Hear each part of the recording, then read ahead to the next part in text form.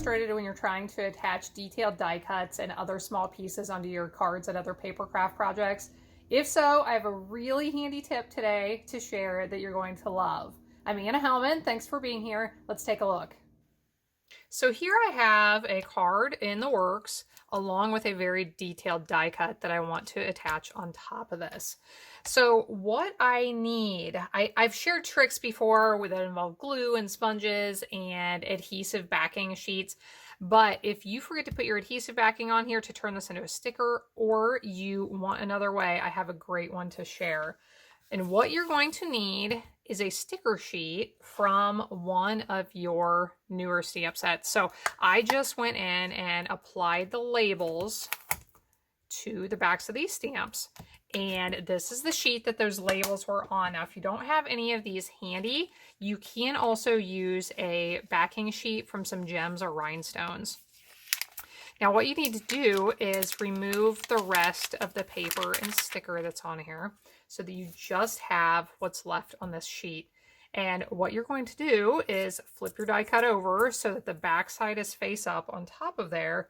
And you can use this to apply adhesive. I am using my seal. This works really well with seal, and it resists having that actually stick to it. So what I am doing is I'm going to apply this in some of the areas that have a little bit more to them, which for this one is the pine cones. And because that adhesive doesn't stick to the paper, it makes it really easy to pull it off. Now, some of that adhesive is in the small holes, I think you can see.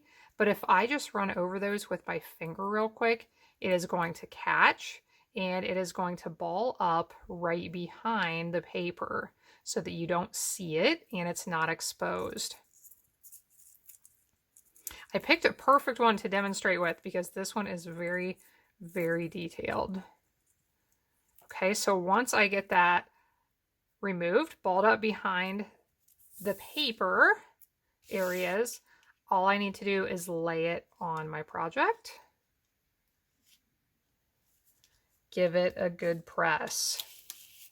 And I have the rest of it here to put over the front. So there you go. That's a really handy tip. This paper backing can really make your life easier. So I hope this is helpful. Thanks for joining in. I hope you'll take a look at some of my other videos and subscribe while you're here. You can find a link to my blog with more inspiration in the video description below.